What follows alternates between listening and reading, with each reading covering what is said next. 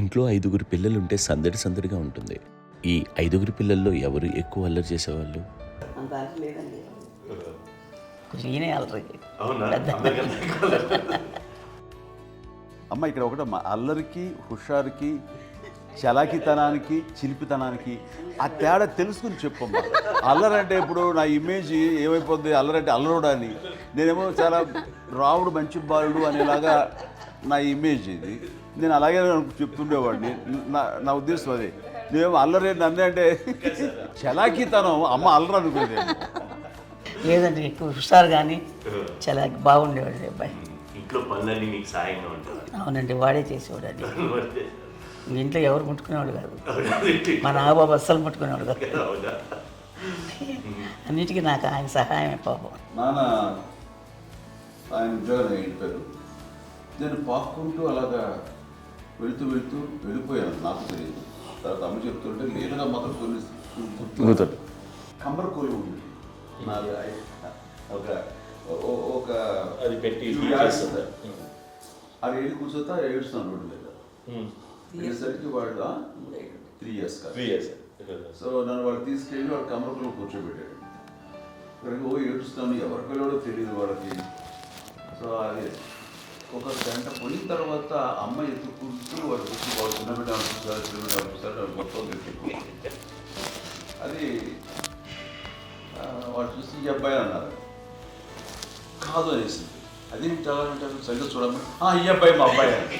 ఏంటమ్మా అంటే ఆ కమర్గోళంలో కింద కూర్చోబెట్టాడు కదా, బస్ అంతా పూజేసుకుని అలాగే అయిపోయింది. అంటే రంగని కాదు కానీ ఆ కబరకోలంలో కూర్చోబెట్టడానికి ఆ మసిగిస్తూ ఇంకా నలగైపోయింది. అంత నలుపుడేసరి నా బిడ్డ కాదని అమ్మ వెళ్ళిపోబోతుంది. మళ్ళీ డౌట్ వచ్చి ఆగింది. అది ఆవు నేను నా బిడ్డని తీసుకెళ్ళింది. అప్పుడు ఏం చేశాడు, కాడీస్ కట్టిందో డౌట్ నాకు.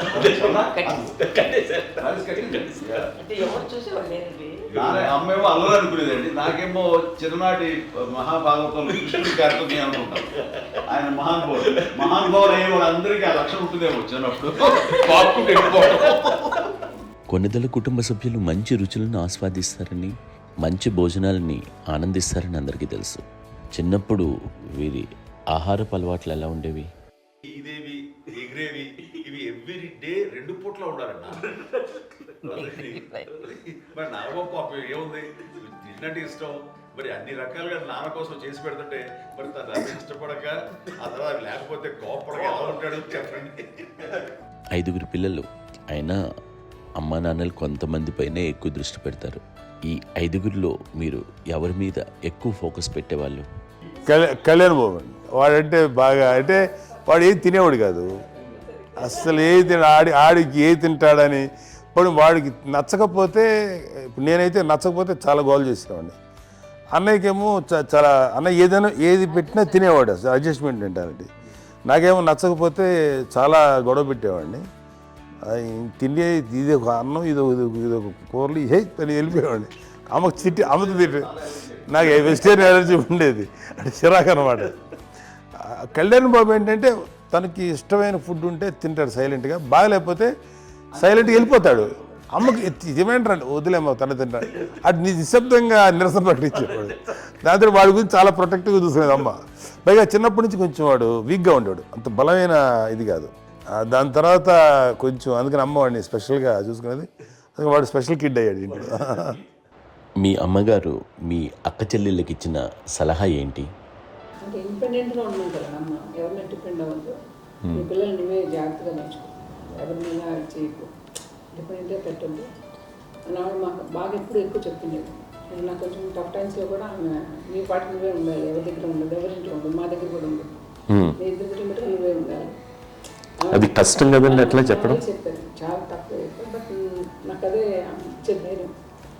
ఇండిపెండెంట్గా అట్లా ఒకరి దగ్గర ఉంటే నీ గౌరవం తగ్గిపోతుంది, ఎక్కడ ఉండదు. అది చాలా నాకు చాలా ఇన్స్పైరింగ్ ఉండేది అమ్మ మాటలు. అది ఇప్పుడు కూడా అది చాలా హ్యాపీగా అనిపిస్తుంది అని చెప్పింది. అంతే కదా, మనకి ఏదైనా రోగాలు వస్తే చేసేస్తాము, దాన్ని మనమే. బట్ తగ్గించే వాళ్ళు, కన్సర్న్ చూపించే డాక్టర్స్ ఒక్కొక్క కిత్తలు కింద ఉండొచ్చు, కానీ పోరాడాల్సింది మనమే. నాకు సార్ కొంచెం ఏదో ఒక డిప్రెస్డ్ ఇదేదో వస్తాయి ఫేస్ ఒకటి, నేనేదో ఇంకా మా అందరి నుంచి నేను సపరేట్ అయిపోయినట్టు ఒక సిచ్యువేషన్ వచ్చినప్పుడు అమ్మ నన్ను పట్టుకుని I'm there for you. Yes, ఎవరు నువ్వు అన్నా ఎస్ అన్న ఫ్రెండ్స్ కానీ ఎవరైనా సరే ఎప్పుడు కూడా అలోన్గా మటుకు అనుకోకు, నేను ఉన్నాను. ఆవిడ నన్ను పట్టుకొని ఇచ్చిన అఫెక్షన్ లేదా ఫీలింగ్ అసలు బలం అన్నమాట. ఇంకా ఏంటంటే ఏమైనా చేయగలను నేను, పర్లేదు లైఫ్లో నాకు ఏదైనా సాధించగలను అన్న ఒక భరోసా తల్లి దగ్గర నుంచి రావడం అనేది నాకు ఎవరు అవసరం లేదనిపించింది. అంత స్ట్రాంగ్గా ఆవిడ support, very strong, very practical. అంత స్ట్రాంగ్ చేసింది నాన్న అని చెప్పండి. మా పిల్లల విషయంలో మేము కూడా మేబీ అంత స్ట్రాంగ్ కాదేమో, సెన్సిటివ్గా ఉంటాం, కానీ అమ్మ మటుకు చాలా స్ట్రాంగ్గా ఉండి మమ్మల్ని కఠినంగా ఇలాగే ఉండాల్సింది, ఇలా ఉండండి అప్పుడే మీరు నేర్చుకుంటారు. ఇక్కడ అమ్మ పాజిటివ్నెస్ గురించి ఇంకో మాట చెప్పాలి. అంటే తన బిడ్డలకే కాదు, ఈ రోజున మా రెండో పాప శ్రీజ కూడా తనకి లైఫ్ చిన్న చిన్న డిస్టర్బెన్స్ వచ్చింది. ఆ టైంలో కూడా తను ఏముందంటే అప్పుడు నాన్నమ్మ దగ్గరికి వెళ్ళాను, తను ఇచ్చిన భరోసా, తను ఇచ్చిన మాట వెళ్ళలేని ధైర్యం వచ్చింది నాతో. నాన్నమ్మ దగ్గర ఎప్పుడు కూర్చోస్తాడు అప్పుడే పాజిటివ్ ఫీలింగ్ వస్తుందని నాతో షేర్ చేసుకుంటాను. తను మాతో చెప్తుంటే అనిపిస్తుంది కరెక్ట్, అమ్మ ఏం పర్లేదమ్మా, లైఫ్ అంటే ఒకరితోనే అయిపోదు, ఆ ఒక్కడి వల్ల వాళ్ళ ఇన్ఫ్లుయెన్స్ తోటో వాళ్ళు మన మీద నియంత్రించడం కానీ మన బాధల్ని వాళ్ళు చేయడం అవుతాం. జస్ట్ నువ్వు నీ గురించి నీ మనసులో ఏదనిపిస్తే నీ గుడ్ ఫీలింగ్ ఏదిస్తుందో ఆ ఫీలింగ్ ప్రకారం వెళ్ళిపోదు. అంటే ఆ జనరేషన్ పీపుల్ ఎక్స్పెక్ట్ అలా కాదు, ధైర్యం ఉండి అందరికీ ధైర్యం బాగా నూరుకొస్తారు. ఫాదర్ కూడా, మా నాన్నగారు కూడా అస్సలు ఎప్పుడు అనేవాళ్ళు, ఎప్పుడు మీరు పెట్టే చెయ్యి మీరు ఎప్పుడు పైన తప్ప తీసుకుని ఎలా ఉండకండి, చేతులు పెట్టుకొని అనే అట్లాంటివి చెప్తుండేవాళ్ళు. అందుకని మాకు ఇండివిజువాలిటీ మాకు బాగా, ఎప్పుడు కూడా ఒకళ్ళని అడగడం అని, ఈవెన్ బ్రదర్స్ని అడగాలన్నా కూడా మాకు అది పడిపోయింది మైండ్లో, కొంచెం కష్టపడ్డది. సో నాకు అంటే ఆవిడ మా అమ్మ ఏదన్నా కొంచెం డిప్రెస్ అయినా నేను చాలా ఎక్కువ అమ్మకి షేర్ చేసుకుంటే, అన్నయ్య కూడా లేడు. అన్నయ్య ఉన్నప్పుడు ఓకే, లేనప్పుడు నేను ఎక్కువ షేర్ చేసుకున్నాను. బట్ ద బెస్ట్ థింగ్ మా అమ్మ దగ్గర నుంచి హగ్ అండి. ఈరోజు కూడా మా అమ్మని హగ్ చేసుకోకపోతే అంటే అది నాకు మా అందరిలోనూ, అంటే ఆవిడ పెద్ద చదువుకున్న వ్యక్తి కాదు, పెద్దగా బయటికి వెళ్ళి నా ఎక్స్పోజర్ కాదు, కానీ ఇవాళ అన్నయ్య కానీ విజయ, మాధవి, నేను, కళ్యాణ్ బాబు ఈ రోజుకి టుగెదర్గానే ఉంటాం. మేబీ మాకు కొన్ని విషయాల్లో నాకు మా మాధవ్కి డిఫరెన్స్ ఆఫ్ ఒపీనియన్స్ ఉండొచ్చు, మా చెల్లికి, మా అన్నయ్యకి అట్లా ఉండొచ్చు, ఉంటుందండి ఫ్యామిలీ అన్న తర్వాత. కానీ ద ఇన్విజిబుల్ బాండేజ్ మా అమ్మ ఇచ్చింది, ఆ లవ్ అండ్ ఎఫెక్షన్, హగ్, అవన్నీ ఆవిడ నాన్ వెర్బల్ అడ్వైజ్ ఏంటంటే అందరూ అలా కలిసి ఉండాలనేది ఆవిడ నుంచి మేము నేర్చుకోవాలి. అది ఇట్స్ ఇస్ నాట్ వర్డ్లీ, అది నోటి మాట కాదు, అది వెర్బల్గా కాదు, నాన్ వెర్బల్గా చెప్పినటువంటి ఇది. సో అందుకని అది మాకు గొప్ప, మేమందరం ఇప్పుడు అలా ఉండడానికి కారణం, అంత కలిసి ఉండడానికి కారణం, మెయిన్ కారణం మా అమ్మ అండి. అది సో అందరూ ఉండాలనేది మా అమ్మ అడ్వైస్. ఇప్పుడు కూడా నేను ఎప్పుడైనా ఏదైనా ఫీల్ అయినా, అన్నయ్య ఫీల్ అయినా, లేదు నాన్న అట్లా వదుకు, ఇట్లా ఉండండి, ఇట్లా ఉండి, ఇప్పటికీ చెప్తుంది. మేము ఎవరైనా ఎప్పుడైనా మా చెల్లితో గొడవపడ్డా అనుకోండి, నేను అట్లా అనకరా అని, అట్లాగా అన్న ఏమో లేదులేమ్మా, ఏదో అన్నాను కానీ ఫీల్ అవ్వకమ్మా, మేమందరం కలిసి ఆవిడని అసలు టెన్షన్ పెట్టవండి మేము. సో అలా అది ఆవిడ నేర్పించింది, అలా కలిసి ఉండటం అనేటువంటి బాండేజ్ని ఆవిడ తన ఒక హగ్తో చెప్పింది. అన్నయ్య సినిమా చూడండి, జాదూకే చెప్పాను చూడండి, అది మా అమ్మ దగ్గరే ఉందండి. శంకర్ దాదాలో చెప్తాడు చూడండి. ఇప్పుడు మోడ్రన్ వర్డ్స్లో చెప్పాలంటే మీ అందరికీ ఆవిడ ఒక వైఫై లాంటిది. Yes, you can say that. Yes. ఇంకొక అడ్వైజ్ కట్టండి, అమ్మ విషయంలో నేను గొప్పగా ఫీల్ అయ్యేది, కానీ చాలామంది పెద్దలు రిటైర్ అయిపోయి విశ్రాంతి తీసుకుంటున్నటువంటి పెద్దలందరూ కూడా ఆచరించే విధంగా ఒక విషయాన్ని నేను గమనించాను. ఇప్పుడంటే నా దగ్గర ఉంటుంది కాబట్టి ఉన్నాను. అమ్మ విడిగా ఇంకొక ఇంట్లో ఉండేది, 9 సంవత్సరాలు నాన్నగారు గౌరవం దగ్గర నుంచి ఉండేది. 5 సంవత్సరాలు ఒంటరిగా ఉండి నన్ను బిడ్డలందరూ ఎవరు మానవుని వెళ్ళిపోయారు, నేను ఒంటరి అయిపోయాను అన్న ఫీలింగ్ అమ్మకు ఎప్పుడు ఉండేది కాదు. తర్వాత బిడ్డలు వాళ్ళ టైంని బట్టి వచ్చి చూసుకుంటూ సరిపోతుంది. అది వారమా, నెలక, 2 నెలక, అసలు ఒకసారి రాలేని పరిస్థితిలో ఉంటుంది 5-6 నెలల పాటు. ఇదే ఊళ్ళో ఉండి పక్క విధుల్లో ఉండి ఎవరి పనులు వాళ్ళు బిజీగా ఉండి, ఎవరి షూటింగ్ వాళ్ళు బిజీగా ఉండి, ఎవరి ప్రొఫెషన్లో వాళ్ళు బిజీగా ఉండి, ఎవరి ప్రొఫెషన్లో వాళ్ళు బిజీగా ఉండి, తన సంసారం తను బిజీగా ఉంటాను అనుకోసరి అమ్మ ఏమీ ఫీల్ అయ్యేది కదా, ఏంటమ్మా రావట్లేదు, అసలు పట్టించుకోవట్లేదు ఏంటి అంటే అంతేలేమ్మా అని ఇలాంటి నిరసన మాటలు కానీ, ఈసరింపు మాటలు కానీ, లేకపోతే న్యూనతాభావం కానీ ఇలాంటివి ఎప్పుడు అమ్మకు లేవండి. వచ్చారు అబ్బాయి ఏం చేసి పెట్టడా చెప్పండి అంటూ చాలా పాజిటివ్ ఉండి ఇప్పటికీ కూడా తను సపరేట్ కిచెన్ మా ఇంట్లో మిగతా అందరూ వేరే కిచెన్. ఎందుకంటే అమ్మకి మోస్ట్ స్ట్రెస్ బస్టర్ వచ్చేసినా లేకపోతే రిలీఫ్ ఏంటంటే తన కిచెన్లో కూర్చొని వండుకు వండి అందరికి పెట్టాం.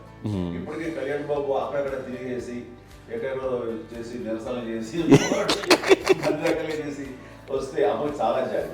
ఆడేదో ఇంక మేము గుడ్లో కష్టపడుతున్నాం కానీ ఆడి ఎంతలో వెళ్ళేదో మీ టీవీలో వాటిలో అది ఎక్కువగా చూపించేసరికి వాడే కష్టపడతారు, మేము కష్టపడలేదు ఫీల్ అమ్మకి. అందులో వాడు రాగానే ఎలా వచ్చావా అని అమ్మ ఎక్కడ కళ్యాణ్ బాబు అంటే ముందు అమ్మను కానీ ఎక్కడ కళ్యాణ్ బాబు తను ఎక్కడ ఉంటాడో ఏముంటుందో తెలుసు. అది తెలిసిన తర్వాత ఎక్కడ తను వాడికి ఇష్టమైన బిర్యానీ అవి చేసి చక్కగా పంపించి అన్నీ చేస్తుంది. అట్లాగా బిడ్డలకి పెట్టడమే తప్ప బిడ్డల నుంచి ఈ వయసులో ఎక్స్పెక్ట్ చేయడం లేకపోగా కొంచెం పట్టించుకోవట్లేదు అనే ఒక న్యూనత భావనలోకి వెళ్ళిపోయి సైకలాజికల్ డిప్రెస్ అయ్యే మదర్ మాత్రం కాదు. ఆ రకంగా మాకందరికీ భరోసా. మేము కూడా పెద్ద అయినా బిడ్డలు వాళ్ళ ప్రవృత్తి ఉద్యోగరీత్యాల వాళ్ళు వృత్తిరీత్యా వాళ్ళు దూరం అయిపోయి మనల్ని చాలా కమ్యూనికేషన్ గ్యాప్ వచ్చినా సరే బిడ్డలు నాకు దూరం అయిపోయి పట్టించుకోవట్లేదు. ఇలాగే చూసావా వెళ్ళి ఎంత ఇదిగా వదిలేయేవాళ్ళు గురించి ఇప్పుడు ఏమైపోయాను అన్న ఇంత కించెం బాధపడలేదు వాళ్ళకి అంటూ నెగిటివ్ సైడ్ ఆలోచించే విధానం లేనే లేదు. అది మా అందరికి ఎంత కంఫర్టబుల్ అంటే అంత కదా. నేర్చుకోకపోతే మాధవ చూసుకుని మాధవ లేకపోతే నాగబాబు వెళ్తుంటాడు కడియడం వల్ల మా విజయ్ చూసుకుంటున్నది సరే నాకు కళ్యాణ్ బాబు తను చూసుకుంటాడు. ఇట్లా ఎవరో కూడా వెళ్తూ ఉంటాం. అమ్మ మాత్రం అది వెరీ గుడ్ హెల్దీ. నేను చాలా మంది తల్లిదండ్రులు చూశాను, అవును, వాళ్ళు చాలా ఇబ్బంది పడుతూ ఉంటారు. పట్టించుకోవట్లేదు, మేము అర్థం చేసుకోగలము కానీ వాళ్ళు వస్తే బాగుంటుంది కదా అనేది ఉంటుంది. ఫీల్ అవుతారు. అవును, అలాంటి ఫీలింగ్ ఏం లేదు. పైగా బిడ్డలు వస్తే వాళ్ళకి ఏం చేసి పెట్టాలా అనే ఆలోచన. అది వెరీ హెల్దీ. చాలా మంది ఆచరించాల్సిన గొప్ప విషయం అనుకుంటాను. చిన్నప్పుడు అన్ని ఆనందాలేనా, మర్చిపోలేని దుఃఖాలు కూడా ఏవైనా ఉన్నాయా? అమ్మ చెప్పాలంటే ఓపికకి, గృహిణిగా తన బాధ్యతలు నిర్వర్తించడానికి అండ్ అన్ని రకాలుగా టేకింగ్ కేర్. దీనికి ఒక మంచి ఉదాహరణ నేను చెప్పగలను. అది తలుచుకోవడం నాకు చాలా ఉద్యోగంగా ఉంటుంది, నాకు చాలా కంటితలు వచ్చేస్తుంది. అమ్మకి మేము 5 బిడ్డలు అండ్ పురిట్లోనూ 1 year పెరుగో 2.5 years పెరుగో 3 బిడ్డలు చనిపోయారు. నాకు గుర్తెరిగి పొన్నూరులో నేను 6th class చదువుతున్నాను, 6వ తరగతి.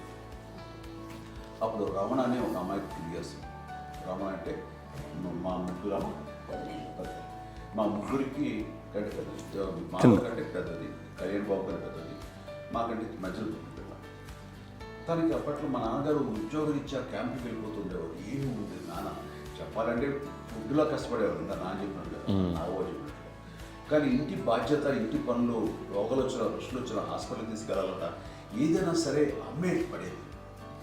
ఆ శ్రమ తీసుకున్న టైంలో అమ్మకి అసిస్టెంట్కి నేను సహాయపడుతుండేవాడు ఉండేవాడు. అమ్మ నాకు ఫ్రెండ్స్ ఆడుకోవడం అది నిజంగా ఎప్పుడు నాకు గుర్తేది నాకు తెలియదు. ఫ్రెండ్స్తో తిరగడం అది సేపు అమ్మ పట్ల ఉండేవాడు. అలాంటి నేను ఆ పిల్లకి బ్రెయిన్ ఫ్యూర్ వచ్చింది. ప్రభుత్వ ఆసుపత్రి పొన్నూరులో ఆ పిల్లని చేర్పించినప్పుడు 2-3 days అయిన తర్వాత ఒక బ్యాడ్ న్యూస్ వినాల్సి వచ్చింది. తెల్లారికి కాన్షియస్ పోయింది. ఏం చేయాలో తెలియదు. అమ్మ వయసు చిన్నది. ఇద్దరు తీసుకుని ఆ బిడ్డల్ని ఒళ్ళో పెట్టుకుని శవాన్ని, డెడ్ బాడీని రిక్షాలో ఇంటికి ఇప్పటికీ నాకు గుర్తు ఆ విజువల్స్. అండ్ నాన్నకి తెలియదు ఏ విషయం, నాన్న ఎప్పుడు వస్తారో తెలియదు, ఎలా కమ్యూనికేట్ చేయాలో తెలియదు. అది తీసుకుని వెళ్ళిన తర్వాత ఇంట్లో పడుకోబెడుతుంటే ఏం చేయలేదు. చుట్టుపక్కల ముస్లిం సోదరులు ఉండేవాళ్ళు, ఫ్యామిలీస్ అక్కడ. అంటే మసీదు, పొన్నూరు మసీదు పక్కన మా ఇంట్లో అనుకుంది. ఆ ఇంట్లో అందరూ వచ్చి చూసేవాళ్ళు, వాళ్ళే హెల్ప్ చేసేవాళ్ళు. ఏం చేయాలో తెలియదు నెక్స్ట్ రిచువల్స్ ఎలా చేయాలో, గర్భకాండం ఎలా చేయాలో తెలియదు. అందరూ చిన్నపిల్లలే. తను చిన్నది, మిగతాలందరూ పసివాళ్ళే. సో ఇలాంటి పరిస్థితుల్లో కమ్యూనిటీ వచ్చినప్పుడు చుట్టుపక్కల వాళ్ళు వీళ్ళు వచ్చి చేయాల్సిన కార్యక్రమాలు చేశారు. ఆ సమయంలో నాకు ఎక్కడో కమ్యూనికేట్ చేసి డిపార్ట్మెంట్ ద్వారా నాన్న వచ్చేసరికి అన్నీ అయిపోయింది. ఇప్పటికీ నాకు ఇంటిదగ్గర మేము ఇలా ఎన్ని పురుషులు ఎన్నుకుంటున్నామంటే ఎలాంటి ఇది లేకుండా జాగ్రత్త అనే ఒక హెచ్చరికలాగా చేస్తూ అండ్ పంపించాలని సపోర్ట్ చేసి అండ్ ఇప్పుడైతే నా మీద ఎంత నమ్ముకుంటే నేను ఏ నిర్ణయం తీసుకున్నా మరో అండ్ తనకి హాస్పిటల్ పెద్ద ఫోబియా. నేను ఎక్కడికైనా ఒకసారి హాస్పిటల్ ఈ మధ్యకాలంలో సరే అమ్మ మోకాల ఆపరేషన్ జరిగింది. అమ్మ నువ్వు కొంత బాధపడుతున్నావు, అసలు ఈ రోజున వచ్చిన మెడికల్ అడ్వాన్స్మెంట్లో నీకు అసలు ఏ బాధ తెలియకుండా మోకాల ఆపరేషన్ రీప్లేస్ చేస్తారు అని వీళ్ళందరూ చెప్పాలి భయపడతాను. ఎందుకంటే ఫస్ట్ ఎలా నాకు సపరేట్ అవుతాను, ఎలా చెప్పాలి తెలియదు. ఒక్క వీళ్ళంతా కలిపి నీ మాట వింటుంది, వాళ్ళ మాట మీద నువ్వు చెప్తే వింటుంది. సరే నేను చెప్పాను అంతే, ఏదో నాలుగు పావు ముందు చెప్తే ఎలా అవుతున్నారా, సరే ఇష్టం రా. లేదులే మా ఊరికి పర్లేదు అన్న. మళ్ళీ ఇంటికి వచ్చాక మళ్ళీ ఇంకొక తెప్పించి ఇంకో మిషన్ తెప్పించి మళ్ళీ టెస్ట్ చేయించి అందరూ బాగుంది ఏమీ లేదు అన్న తర్వాత అప్పుడు పుస్తకంతో పడ్డాడు. ఏదో ఉంది మామూలు టెస్ట్ చేయించాలని చెప్పి శ్రద్ధ ఎక్కువ. మీ పిల్లలకి సంగీతం, డాన్స్ నేర్పించారని విన్నాం, అది నిజమేనా? తనకేమో డాన్స్ నేర్పించడం అది నేర్చుకోలేదు, నాకు వచ్చేసి ఇప్పుడు డాన్స్ స్టార్ ఎదిగారంటే అది మా పెద్ద చెల్లి విజయం కారణం. అప్పుడు తనకి 5 ఏళ్ళు, నాకు 9 ఏళ్ళు ఉంటాయి, 10-11 ఏళ్ళు ఉంటాయి నాకు. బాపట్లనా, సో బాపట్ల చాలా చిన్నది, 5 ఏళ్ళు. నాకు ఒక 11-12 ఏళ్ళు. తను తీసుకొని గోడ మీద పెట్టుకోవడం అలా కూర్చొని చూస్తుండేవాడు. కూర్చుంటే అది నేర్చుకుంటుంది. నేను మానసికంగా నేర్చేసుకున్నామండి. ఇప్పటికీ ఆ స్టెప్స్ ఏమిటి వేస్తాను అంతేంది. ఇప్పుడు దాన్ని తరబడతాయి. ఇంకోటి ఏంటమ్మా, నమో నమో ఎన్ని ఉన్నాయో సాంగ్స్ నేను నేర్చేస్తున్నాను అన్నమాట. 5 పిల్లల్లో ఎవరు ఎక్కువ పని చేసేవాళ్ళు, ఎవరు తక్కువ పని చేసేవాళ్ళు? ఏ పని చేయనండి, చేసేవాడు కదా అని అన్నయ్య చేసేవాడు, అన్ని పనులు అన్నయ్య చేసేవాడు. ఇక మా చిన్న చెల్లి పెద్ద చెల్లి ఎక్కువ చేసేది.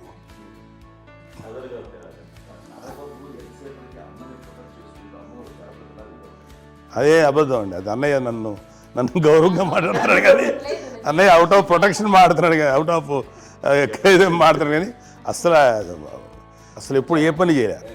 లేదు నిజం ప్రామిస్ అండి, ఏ పని చేసేవాడు కాదు. మా ఇద్దరికి మధ్యలో పాపం అన్నయ్య చాలా పని చేసేవాడు. ఎంత పని చేసేవాడు, నేను ఇచ్చిన తర్వాత మళ్ళీ నాకు ఏదైనా చిన్న పని చెప్తే అది కూడా నువ్వే చేయనివ్వండి. ఆ కోపం వచ్చి ఒకడు కొట్టేవాడు, కొడితే కోపం వచ్చేది తప్ప నేను వెళ్ళేవాడిని కాదు. అమ్మకి ఎప్పుడు ఏంటంటే ఒక ఇదే పని చేయడని, అంతే, నిజంగా ఏ పని చేసేవాడిని కాదు. అవునా? లేదు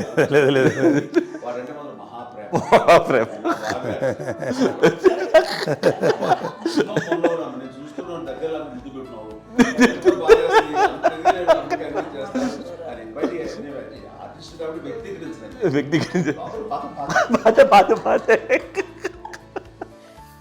చిన్నది కాబట్టి చివరిది కాబట్టి తనంటే బుద్ధండి, నేను పెద్దోడు కాబట్టి నేను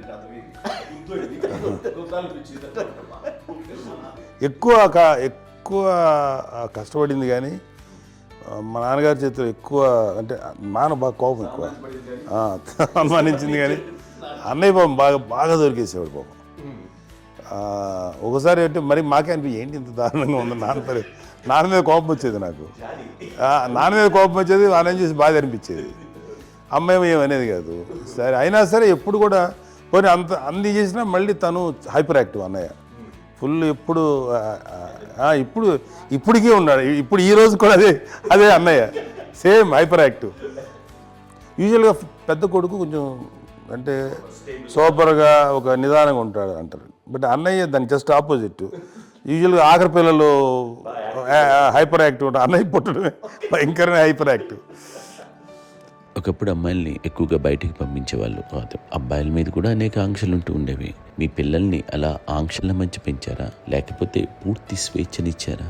అంటే మాకు మా నాన్నగారు కానీ మా అమ్మగారు కానండి మాకన్నా చాలా బ్రాడ్ మైండ్ ఉన్న వ్యక్తులండి. ఎందుకంటే పిల్లలు ఎక్కడన్నా బయటకు వెళ్తే ఇప్పుడు మేమైతే భయపడిపోతాం. మా విజయ్ కానీ మా చిన్న చెల్లి అన్నయ్య నేను అందరం కూడా ఇవాళ ఉన్న పరిస్థితిలో వాళ్ళు ఎప్పుడు భయపడేవాళ్ళు కాదండి. ఎక్కడికి వెళ్తాను వెళ్ళనిచ్చేవాళ్ళు, లేట్ అయినా అసలు ఏమనేవాళ్ళు కాదు. లేకపోతే ఏదైనా మోటార్ బైక్లు వేసుకున్నాం, లేకపోతే కారులో ఎట్లా పడితే ఎట్లయినా సరే ఏమనేవాళ్ళు కాదు. వాళ్ళు తెలియకుండానే మాకు ఒక ఫ్రీడమ్ ఇచ్చారండి.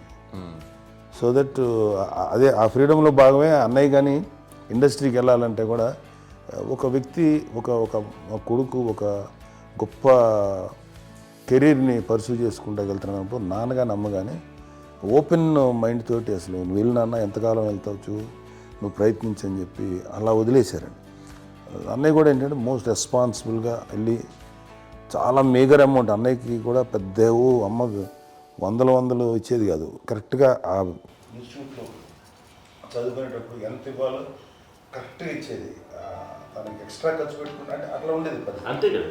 అంత జాగ్రత్తగా అన్నయ్య కూడా అంత రెస్పాన్సిబిలిటీగా రిసిప్రోకేట్ అయ్యి చేసి అందువల్ల మా అమ్మ నమ్మకం మా అమ్మగారి మా నాన్నగారి నమ్మకాన్ని అన్నయ్య ఎప్పుడు అది వాడు ఇంత నమ్మకానికి 10 times ఇచ్చాడు.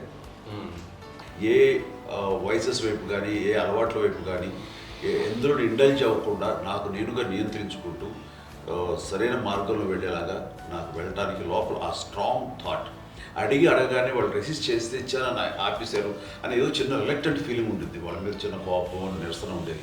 వాళ్ళు అలా లేకపోవడానికి వాళ్ళు వెంటనే అడిగిన వెంటనే జాగ్రత్త అనే నిర్ణయం నీది కానీ జాగ్రత్త అని హెచ్చరిక చేయడంతో నాకు మరింత బాధ్యత తిరిగి గుర్తు తిరిగి నేను నడుచుకుంటూ వెళ్ళాను. కాబట్టి అది నాకు ప్లస్ అయింది వాళ్ళ దగ్గర.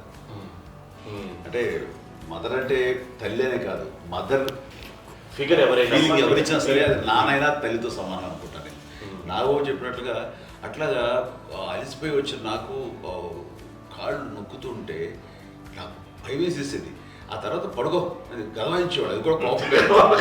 అంటే ఉదాహరణ అంటే మళ్ళీ అదే నాకు తిడతారు, ఎందుకు కాదు పడుకుని ఎక్కడ నిద్ర వస్తాయండి నాన్న. సో ఆ రకంగా నాన్న తన ప్రేమను చూపిస్తుంటాను. ఆ తర్వాత గోండా టైప్లో కూడాను నేను ట్రైన్ కింద వెళ్తుంటే నాన్న అక్కడే ఉన్నారు, రాజమండ్రి దగ్గర ప్రాంతంలో. ఆయన చాలా కోపం చేస్తుంది, ఇలాంటి చేస్తుంటావు నువ్వు, ఏదైనా అయితే ఏంటి అది చెప్పి ఏం పర్లేదన్నా ఏమవుతుందో అన్ని రకాల సేఫ్టీ అన్ని రకాల జాగ్రత్తలు చూసుకున్నాం. ఈ రోజు ఉన్నది సేఫ్టీ అప్పుడు లేదు.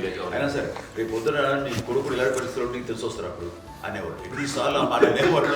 నాకు నిజంగానే మగధీర టైంలో గుర్ర పెట్టుకుని ఆ రోడ్డు మీద పడిపోయేది అని అన్నప్పుడు నాకు ఆ ఫస్ట్ టైం ఆ ఫీలింగ్ కలిగింది. అలాగే పీటర్ హెయిన్స్ అనేవాడు ఫస్ట్ మగధీరలో జంప్ చేస్తారు, మోటార్ బైక్ జంప్ చేసినప్పుడు ట్రైల్లో పీటర్ హెయిన్స్ అంత హైట్ నుంచి 20 feet 25 feet హైట్ నుంచి పడిపోయి మొత్తాన్ని బోన్స్ని ఇరగొట్టుకుని వాడు 7 నెలల పాటు వాడు ఇరప్పుడు హాస్పిటలైజ్డ్. అది వీడైతే ఏమో తలుచుకుని భయం వేసేసేది. అప్పుడు నాన్న గుర్తుకు వచ్చేవాడు, ఓహో వాళ్ళ టెన్షన్ ఇంతే లేదు, మనకి మన కొడుకు వస్తే తెలియదు ఈ మాట నాన్న ఎప్పుడు అన్నారని అనిపిస్తుంది. Sweet memories my. అత్త కోడళ్ళ మధ్య అనుబంధం ఎలా ఉంటుంది? సురేఖ్ గారితో మీకున్న అనుబంధం గురించి చెప్తారా? మాకండి కోడలు కాదు, నా కూతురండి. అంత బాగుంటాం మేమిద్దరం కూడా.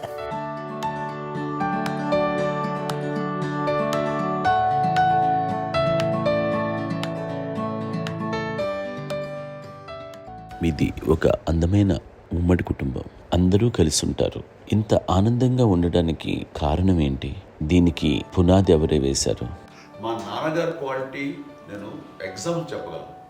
అమ్మ వాళ్ళ ఇంట్లో పెద్దది, వాళ్ళ నాన్నగారు అంటే మా తాతయ్య గారు ప్రొహిబిషన్ డిపార్ట్మెంట్లో సిఐగా ఎస్ఐగా చేశారు. ఏదో మా ఇన్స్పెక్టర్ సిఐ చేసి ఆయన కాలం చెందారు. చాలా ఎర్లీగా 48 years చచ్చిపోయారు. 40 చచ్చిపోయారు. 40 దాదాపు 40 సరిపోతే ఆయనకి అప్పటికి అమ్మ కాకుండా 4 బిడ్డలు. అమ్మ తర్వాత అబ్బాయి తర్వాత 3 ఆడతారు. వాళ్ళు ఏంటంటే రాకరావడి నాగోప కంటే కూడా చిన్నవాడు. అది ఆ వయసు అంత చిన్నవాడు. అమ్మ మా పిన్నమ్మలు మాకంటే చిన్నవాడు. అలాంటి పిన్నమ్మల్ని ఆయన వీళ్ళ నాగ చనిపోయిన తర్వాత తన ఫ్యామిలీ అంతగా నాన్న పెంచారు. నాన్న కూడా అరాపురా శాలరీ మీద బతికేదే తప్ప కూడా కాదు. సో తనకు మిగిలిన దాంట్లో మళ్ళీ ఆ ఫ్యామిలీని చూసుకోవడం, మా అమ్మమ్మను చూసుకోవడం, వాళ్ళ మంచి చెడు చూసుకోవడం. వాళ్ళకు ఇల్లు మాత్రం ఉంది మొగల్తూరులో. ఆ ఆ ఇంట్లో వాళ్ళు అద్దెకు వస్తే ఆ కొంచెం డబ్బు నానిచ్చే డబ్బు, అక్కడ పొలం కొనిచ్చారు, ఆ పొలం మీద వచ్చే డబ్బుతోటి అంతా బాగా చూసుకోవాలి తన ఫ్యామిలీ లాగా. అందరూ మ్యారేజ్ కాబట్టి నాన్న ఫస్ట్ సూత్రధారి, అమ్మ కూడా ఫ్యామిలీ బాండింగ్ టుగెదర్నెస్ అనేది స్ట్రాంగ్గా ఉండటానికి నాన్న ఏర్పాటు చేసినటువంటి బీజం. అది అమ్మ కంటిన్యూ చేస్తుంది. మేము ఇవన్నీ చూసి మేము నేర్చుకుని మేము టుగెదర్ అట్లాగా ఉంటాం. అందునే we are very rich in terms of emotional bonding. ఇప్పటికే ఎవరికి ఏ కష్టం వచ్చినా, ఎవరికి ఏది ఇబ్బంది వచ్చినా సరే మొత్తం అందరం గుమిగూడిపోతాం. ఏ లెవెల్గా వెళ్ళిపోయి మోర్ సపోర్ట్ చేస్తాం. అంటే వీ డోంట్ ఎక్స్పెక్ట్ ఇంకా అంతమంది చేయకూడదు. చేసి ఒకరినొకరు భరోసా. అది మా ఫ్యామిలీ మేము వెరీ స్ట్రాంగ్ అని చెప్పాలి. పెద్దవాడు కాబట్టి అవకాశం నాకు వచ్చింది కాబట్టి అమ్మ, ఇది ఎప్పుడు ఎవరు కొన్ని విషయాలు నాగబాబు మా సపోర్ట్గా ఉంటాడు. నాగబాబు ఉండి వాడు ఉంటే భరోసా. అలాగే ఆడపిల్లలు మీ అందరిలోనూ అమ్మని ఎవరు ఎక్కువ జాగ్రత్తగా చూసుకుంటారు? ఎందుకంటే ఎగ్జాక్ట్లీ మేము కూడా గమనించలేని సున్నితమైనటువంటి ఇష్యూస్ లైక్ హెల్త్ విషయం కానీ, అమ్మ మూడు కానీ, అన్నయ్య ఎంత క్యాజువల్ ఎంత బిజీ ఉన్నా ఒక అమ్మాయి ఉంటుంది. అలాగే చాలా చిన్న చిన్న విషయాలు కూడా చాలా మెడికల్ ఇంట్రెస్ట్. అందుకని మాకు అన్నయ్య ఉన్నాడు, అన్నయ్య దగ్గర ఉన్న అమ్మ అంటే ఇంకా ఎక్కువ రిలాక్స్ అయ్యాను. అన్న దగ్గరికి వచ్చాక మేము అందరం చాలా కంఫర్ట్ అయిపోయాం. ఎప్పుడు ఎవరు కొన్ని విషయాలు నాగబాబు మా సపోర్ట్గా ఉంటాడు. నాగబాబు ఉండి వాడు ఉంటే భరోసా. అలాగే ఆడపిల్లలు ఇట్లా ఒకరినొకరు అండి కాంప్లిమెంటింగ్ టు ఈచ్ అదర్ అండి. అవి ఒక్కరు కాదండి, అది వాళ్ళు ఆమె చూపించే ప్రేమగా నేను చెప్పగలను. కానీ బట్ దీని అందరూ సూత్రధారి నాన్న తర్వాత అది అమ్మ మెయింటైన్ చేస్తుంది. ఇప్పుడు అమ్మ నా ఇంట్లో ఉంది అంటే మనవాళ్ళు వస్తారు, మనవాళ్ళు వస్తారు, ఆడబిడ్డలు వస్తారు, వీళ్ళ బిడ్డలు వస్తారు, ఇల్లు ఎప్పుడు కలకలాడతారు అమ్మ. అది మేమందరం ఆచరిస్తుంటాం పండగలకి పబ్బాలకి. అది నిన్న మొన్న నాగబాబు వచ్చి చాలాసేపు కూర్చున్నాడు. నేను ఇంట్లో లేకపోయినా వచ్చి నాగబాబు కూర్చొని టైం స్పెండ్ చేసి వెళ్ళిపోతుంటాడు. అలాగే చెల్లెలు ఇద్దరు ఆల్మోస్ట్ ఎవ్రీడే మాధవ్ వస్తుంటుంది, తను కూడా వస్తుంది. నిన్న సాయంత్రం కూడా వచ్చి ఉంటుంది. అమ్మా మధ్యాహ్నం వచ్చి కదా వచ్చి ఇక్కడే భోజనం చేసుకుని అలా ఉంటుందండి. ఈ తరం వాళ్ళకి మీరు ఇచ్చే సలహా ఏంటి?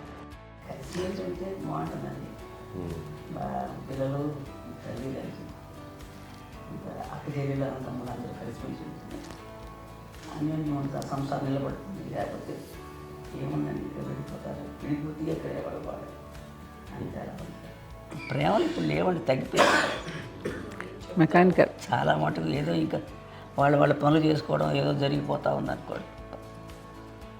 అంత ప్రేమలు ఎక్కడ లేవండి ఇప్పుడు ఈరోజు. అంటే ఒకప్పుడు ఒకరికి ఇంకొకరు భరోసాగా ఉండేవాళ్ళు, అంటే అందరూ కలిసి సపోర్ట్గా ఇది చేయడం. ఎందుకంటే వీళ్ళ పెద్దనాన్నగారి పిల్లలు కూడా ఆయన చూసేవారు.